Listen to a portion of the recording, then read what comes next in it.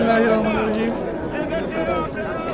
শহীদ president Ziaur রহমানের সহধর্মিণী দেশনেত্রী বেগম খালেদা জিয়া, তিনবারের প্রধানমন্ত্রী, মাদারা প্রেম কৃষি নেত্রী, বাংলাদেশ জাতীয়তাবাদী দল বিএনপির ভারপ্রাপ্ত চেয়ারপারসন দেশনেত্রী বেগম খালেদা জিয়া গতকাল 30শে ডিসেম্বর ভোর 6টায় ইন্তেকাল করিয়াছেন।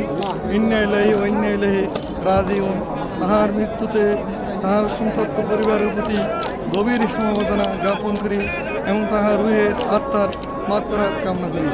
আরও সাথে সাথে 24শে জুলাইয়ের আন্দোলনে সকল বীর শহীদদের শ্রদ্ধার সাথে স্মরণ করি এবং আরও স্মরণ করি মুক্তিযুদ্ধের সেক্টর কমান্ডার, স্বাধীনতার ঘোষক, শহীদ রাষ্ট্রপতি জিয়াউর রহমানকে শ্রদ্ধার সাথে স্মরণ করি এবং তাহাদের রুহের আত্মার মাগফিরাত কামনা করি।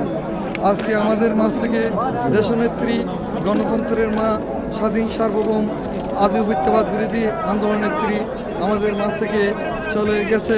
তাহার রুহের আত্মার মাগফিরাত কামনা করি এবং তাহাকে আল্লাহ বেহস্ত নসিব করুক।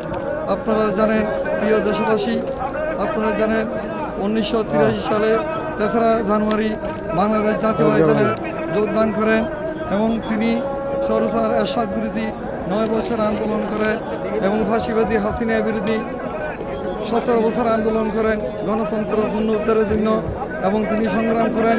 তিনি কোনো আধিপত্যবাদী শক্তি, অগণতান্ত্রিক শক্তির কাছে মাথা নত করেনি।